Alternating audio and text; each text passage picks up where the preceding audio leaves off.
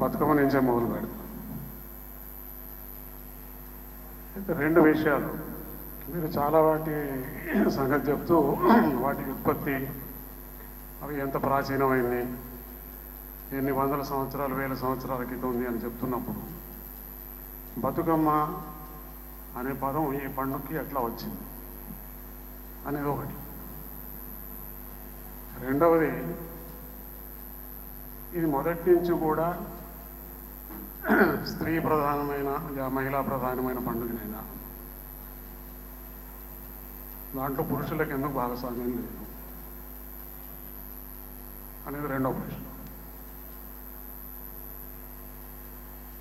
అయితే కాళోజీ నారాయణరావు గారు ఆయన చనిపోవడానికి ఒక 8-9 నెలల ముందు ఆయనకు సన్మానం చేసి, అయితే కాళోజీ ఫౌండేషన్ ఫౌండర్ ట్రస్టీని నేను. ఆయన మాట్లాడమంటే సందర్భం లేదు అక్కడ. ఆయన అందరిని ఉద్దేశించి మాట్లాడవలసిన విషయం అంటే ఆఫ్ టాంజెంట్ అని అంటారు కొంతమంది. తెలంగాణలో బతుకు పేరు మీద ఒక పండుగ ఉంది, అది బతుకమ్మ పండుగ. ప్రపంచంలో ఎక్కడ కూడా బతుకు పేరు మీద పండుగ లేదు అన్నాడు. అది దానికి దీనికి ఏమన్నా సంబంధం? ఆ బతుక్కి బతుకమ్మకి ఏమిటి సంబంధం అనేది ఒక ప్రశ్న. మూడోది ఏంటంటే, వారు ట్రైబల్ కల్చర్ గురించి మీరు చెప్పింది కదా, ఫోక్ ఈజ్ అగైన్ ట్రైబల్ అని ట్రైబల్ ఏరియాస్ నుంచి గురించే చెప్పినారు కదా. మీరు కూడా ఏంటంటే ట్రైబల్ కల్చర్ నుంచే కొంత తీసుకొని చెప్పినట్టు.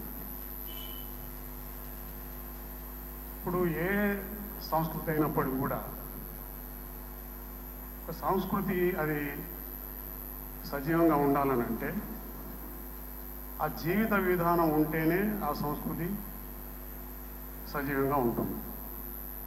ఆ జీవన విధానం పోతుంటే ఏంటంటే దీన్ని మనం ప్రిజర్వ్ చేసుకోవాలి, దీన్ని కాపాడుకోవాలి అని అంటే ఈరోజు ఉన్నటువంటి సాంకేతిక పరిజ్ఞానంతో దాన్ని మనం రికార్డ్ చేయడమో ఏదో చేయడమో చేసుకోవాలి, ఇది ఇలా ఉండాలని చెప్పేసి. నేను అమెరికా వెళ్ళినప్పుడు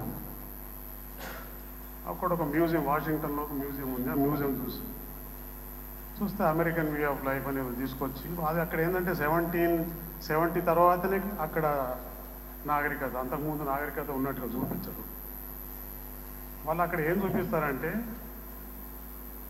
రెడ్ ఇండియన్స్ అని మనం ఏదైతే అనుకుంటామో వాళ్ళు రకరకాల ట్రైబ్స్ అక్కడ ఇండియన్స్, అమెరికన్ ఇండియన్స్, అమెరికన్ కాంటినెంట్లో ఉన్న మొత్తం ఇండియన్స్, వాళ్ళకి సంబంధించినటువంటి ఒక 4 గదుల్లో ఉన్నది. అది ఏందనంటే వాళ్ళని చూపెట్టి వాళ్ళ చోటికి పోవడానికి కొన్ని చోట్ల వాళ్ళు ఉన్నారు, అక్కడికి వెళ్ళడానికి బయట వాళ్ళకి పర్మిషన్ లేదు.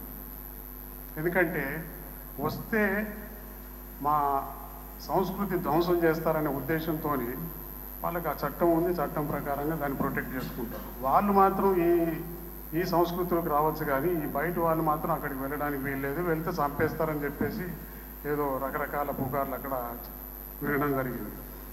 మేము దానికి దగ్గరగా వెళ్ళామే కానీ లోపలికి వెళ్ళేటువంటి ధైర్యం ఎవరు కూడా చేయలేదు. కాబట్టి నేను అంటున్నది ఏమిటనంటే, ఒక సంస్కృతిని పరిరక్షించుకోవాలి అని అంటే ఆ జీవన విధానం ఉండాలని అంటే ఆ జీవన విధానం అట్లాగే కొనసాగనివ్వాలి. అయితే ఇప్పుడున్నటువంటి పారాడైమ్ అంటాం ప్రోగ్రెస్, ఇది ప్రోగ్రెస్. మీరు మాత్రం చదువుకుంటారు, మీరు మాత్రం మీ జీవన విధానాన్ని మార్చుకుంటారు, వాళ్ళ జీవన విధానం కూడా మారాలి కదా, ప్రగతి వైపు వాళ్ళు కూడా పోవాలి కదా. పోవాలని అంటే వాళ్ళ పాత జీవన విధానాన్ని వదులుకోవాలి అనేటువంటి ఆర్గ్యుమెంట్ ఒకటి. అయితే మనం ఇప్పుడు వీరు చెప్పినట్టుగా దాంట్లో ఉన్నటువంటి మంచిని ప్రిజర్వ్ చేసుకునేటువంటి అవకాశం ఈరోజు మనకు ఇప్పుడున్నటువంటి పారాడైమ్లో లేదు.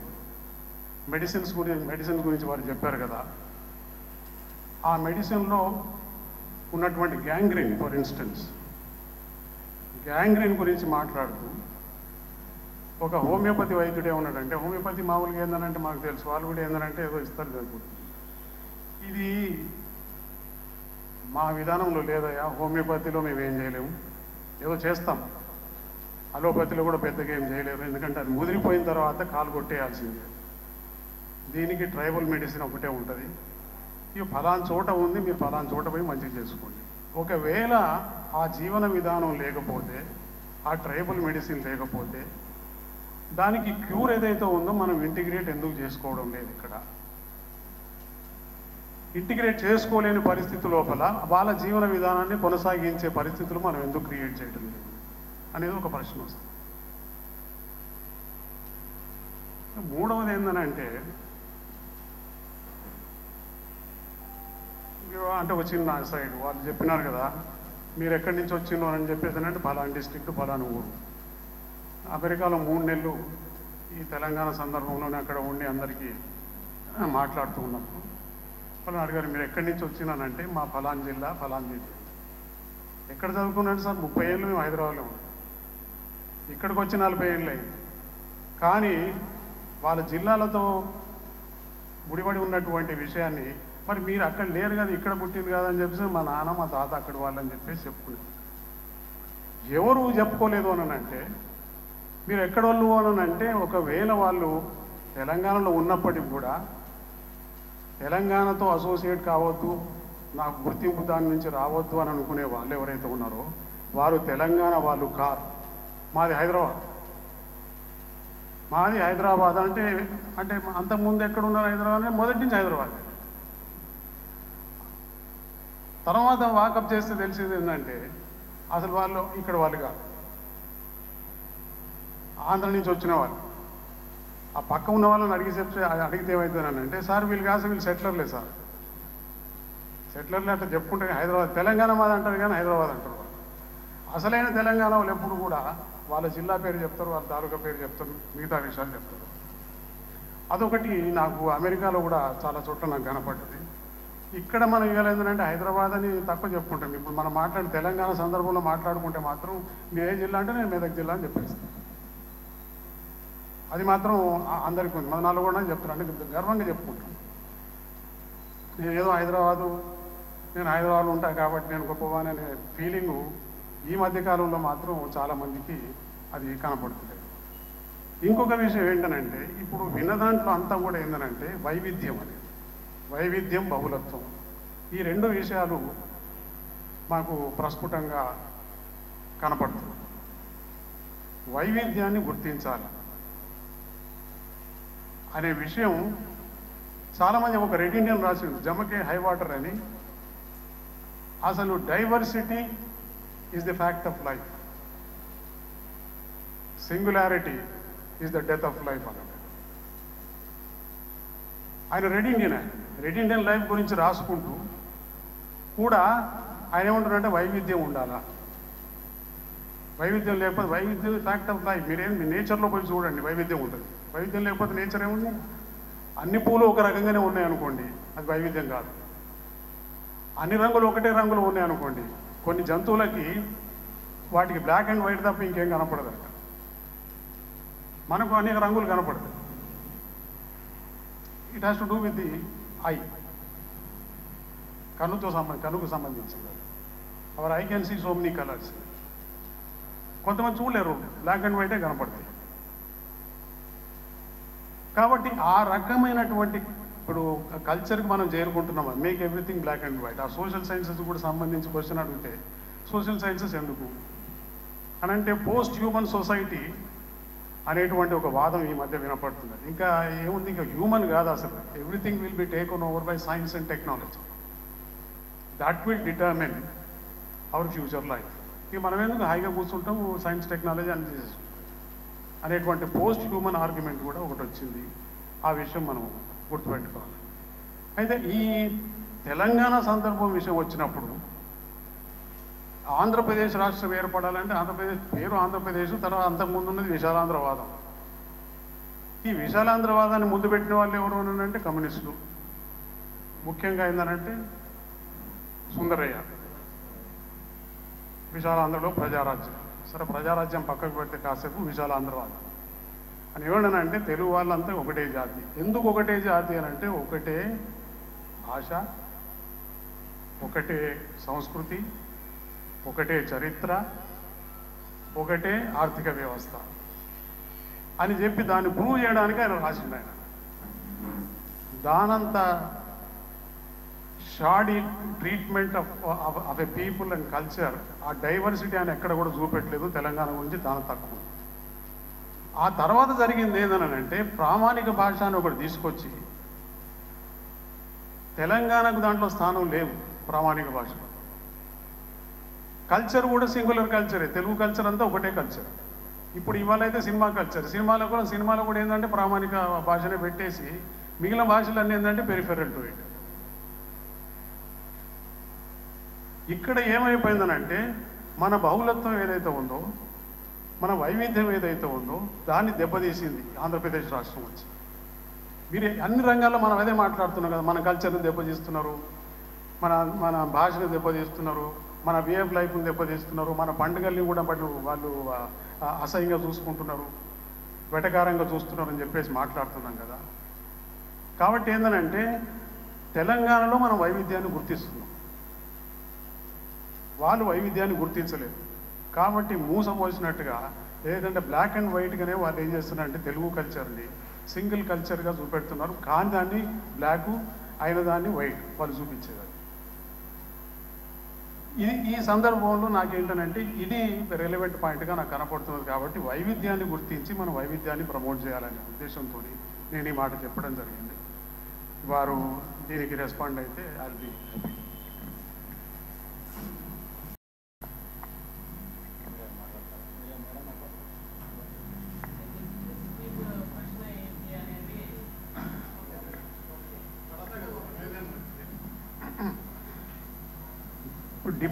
వైవిధ్యం వేరు, డిఫరెన్స్ వేరు.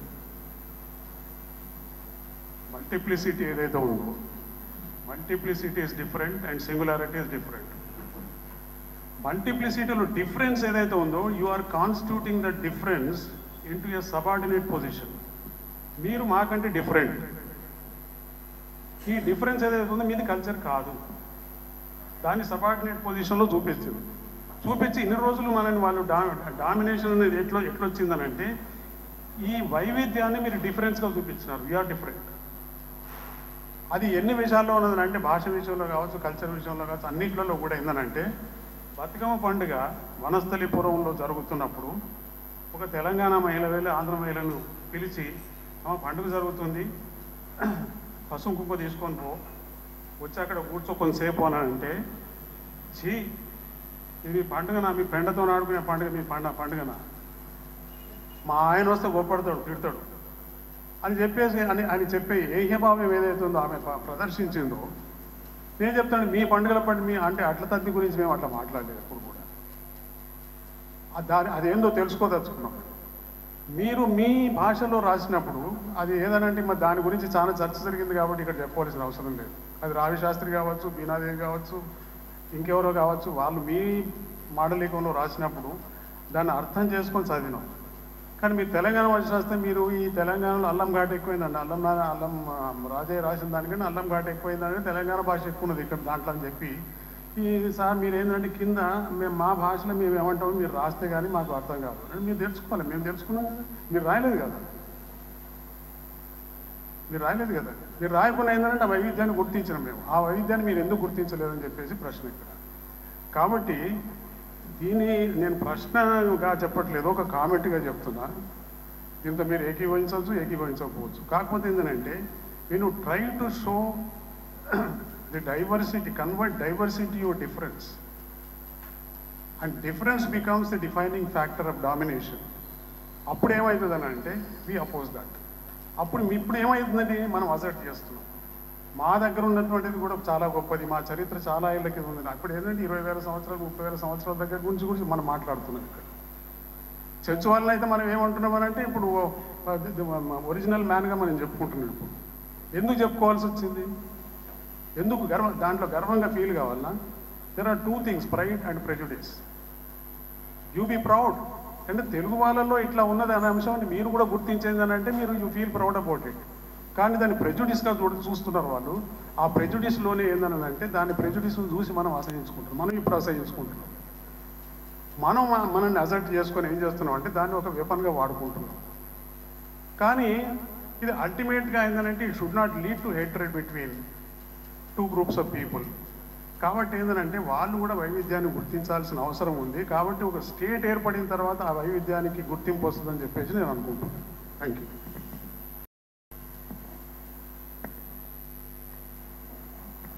ఇంకా ఎవరైనా మాట్లాడితే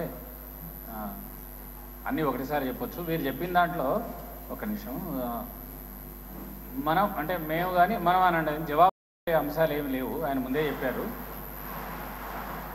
తర్వాత వారు సంధించిన ప్రశ్న కూడా ఏమీ లేదు. వైయక్తికమైనటువంటి అభిరుచుల అభిప్రాయ భేదాలు ఉండవచ్చు. ఇంతకుముందు పండగకు రమ్మను అంటే నాకు వీలు కాదనో మా ఆయన తిడతాడనో ఉండవచ్చు. కానీ వాళ్ళు కూడాను ఇప్పుడు వచ్చిన తెలంగాణలో ఉన్నటువంటి సాంస్కృతిక చైతన్యానికి సహృదయతోనే ఆహ్వానిస్తున్నారు, వింటున్నారు మనం చెబితే. ఒకవేళ అలా వినని వాళ్ళే అయితే తెలంగాణ ఇతర ప్రాంతాల్లో నేను సుమారుగా 250 పైన ప్రసంగాలు చేశాను. వాళ్ళు పిలిచేవాళ్ళు కాదు, మనం వాళ్ళు వింటున్నారు. బాధ ఏమిటంటే లోపం మన దగ్గరే ఉంది. నిన్న మొన్నటి వరకు పల్లెల్లో 2-3 కంటే చదువుకున్న వాళ్ళు లేరు. చరిత్ర ఏం చెప్తున్నదో తెలియదు. ఒక బౌద్ధ స్తూపం ఉంటే ఇటుకల్ని వీక్కొని పొలాల గట్లు పెట్టుకున్నారు. ఇది బౌద్ధ స్తూపం అని వాళ్ళకి చెప్పేవాళ్ళు లేదు, తెలిసింది లేదు. నేలటూరు వెంకటరమణయ్య గారు రాసిన పుస్తకమే వేములవాడ చాళుక్యులతో మొదటిది ఆఖరిది. ఇప్పటి వరకు తెలంగాణలో ఒక గొప్ప డైనాసిటీ, ఒక గొప్ప రాజవంశం సంబంధించిన చరిత్ర ఎవరు రాయలేదు. లోపం వాళ్ళదని మనం ఎందుకు అనుకోవాలి? మన దగ్గర ఏం చేస్తున్నాం మనం? వాళ్ళని తర్వాత ఎదురుద్దాం, ముందు మన సంగతి ఏమిటి? మనకు పత్రికలు లేవు. ప్రామాణిక భాషను వాళ్ళు సృష్టించారని మనం చెప్పుకుంటున్నామే. ఇవాళ మనం వాళ్ళను తిరగబడి ఏదో మాట్లాడుతున్నామే. పత్రికలు వాళ్ళు, సంపాదకులు వాళ్ళు, పత్రికల రచయితలు వాళ్ళు, నవలలు రాసేవారు వాళ్ళు, వాళ్ళ భాషలో రాశారు. మనం అందరం చదివాం. ఆఖరిని ఏమనుకున్నాం? ఇదే ప్రమాణ భాష అనుకున్నాం, లేదా ఇదే గొప్ప భాష అనుకున్నాం. మన దగ్గర నుంచి పత్రికలేవి ఏమిటొచ్చి మళ్ళీ సురవరం ప్రతాప్ రెడ్డి గారు గోల్కొండ పత్రిక ఇదే చెప్తున్నావు తప్ప, ఒకవేళ చెప్పినా సురవరం ప్రతాప్ రెడ్డి గారి మూలాలు తెలంగాణవైనా ఆయనకి చైతన్యం రావడానికి కారణం మళ్ళీ అదే ప్రాంతం. ఆయన కనుక అక్కడ వెళ్ళి చదవకుండా ఉంటే మన దగ్గరనే పోలీస్ పట్టేలో లేకుంటే పల్లెల్లో ఉండో లేకపోతే పట్టణాలకు వచ్చినటువంటి పల్లెల్లో ఉండేటువంటి జమీందారుల పద్ధతిలోనో బతకాల్సి వచ్చేది కాదు. మన దగ్గర కూడా లోపం ఉంది. విద్య లేకపోవడం అనేది పెద్దది. అందుచేత మన ప్రాంతాలకు సంబంధించిన చరిత్ర ఇప్పుడు చెబితే వింటున్నారు వాళ్ళు, మన భాషను గౌరవిస్తున్నారు. ఎవరైనా వైయక్తికంగా కొంత ద్వేషం ఉన్నవాళ్ళు ఉంటే ఉండవచ్చు, ఇంకా మనకు కనబడుతున్నది. కానీ ఆ ద్వేషం బయటికి కనబడనిస్తలేరు, భయపడుతున్నారు. ఇది చాలా గొప్ప చైతన్యం. తెలంగాణ సంబంధించిన అన్ని రకాల చారిత్రక లేదా సాంస్కృతిక నేపథ్యాలన్నింటినీ మనం చాలా బహిర్గతంగా చాలా గర్వంగా చెబుతున్నాం. నిజంగా కూడాను చాలా ఈ 10-15 సంవత్సరాల్లో తెలంగాణ వచ్చిందా రాదా అని తర్వాత పక్కన పెడదాం చర్చ. కానీ తెలంగాణకు కలిగిన లాభం మాత్రమే, తెలంగాణలో వచ్చినటువంటి ఆ మొత్తం చరిత్రకు సంబంధించిన గొప్పదనాలన్నీ కూడా ఒక్కొక్కటిగా వెలికి వస్తున్నాయి. ప్రతి వ్యక్తి తన బాధ్యతగా తీసుకుంటున్నాడు. ఇది నేను చెప్పాలి, నా గురించి చెప్పాలి అనే ఉద్దేశంతో. ఒకప్పుడు జవాబు చెప్పడానికి కూడా అసహ్యపడేవాడు. ఎర్రాప్రెగ్గడ పెండ అనే పదం వాడాడు నృసింహ పురాణంలో. ఒక ఆంధ్ర ప్రాంతపు పండితుడు అసలు ఇది పేడ అని రాయాలి, పెండ అనే పదం తెలుగులో లేదని చెప్పాడు ఆయన. నేను ఒక ఉత్తరం రాశాను, ఆయన విద్యార్థి దశలో ఉన్నాను. తెలంగాణకు ఒకసారి వచ్చి కనుక్కో పెండ అనే పదం లేకపోవడం ఏంటి, 9 జిల్లాలలో పెండ అనే పదం ఉంది అని నేను చెప్పాను. ఆయన జవాబు ఇవ్వాలి. ఒకసారి ఎక్కడో దొరికితే దానికి జవాబు ఇచ్చేది ఏమిటి, నువ్వు విద్యార్థివి నీకు తెలియదు పొమ్మన్నాడు. అంటే వాళ్ళకి అంత అహంకారం ఉండేది. కానీ ఇప్పుడు అలా లేదు, భయపడుతున్నారు, గజగజలాడుతున్నారు. మీరు అనుకుంటున్నట్టుగా లేదు. ఇప్పుడు ఈయన చెప్పిన ఉదాహరణలో పెండ కాబట్టి ఆ పెండతోని పండుగలు చేసుకోవడం ఏంటి అని ఎవరో అన్నారు అని అనుకుంటున్నారు. ఎవరో ఇద్దరు ఉన్నారు, లేరని కాదు. కానీ అది పక్కన పెట్టండి. చైతన్యం వచ్చింది, మనమందరం అంగీకరించాల్సిన విషయం.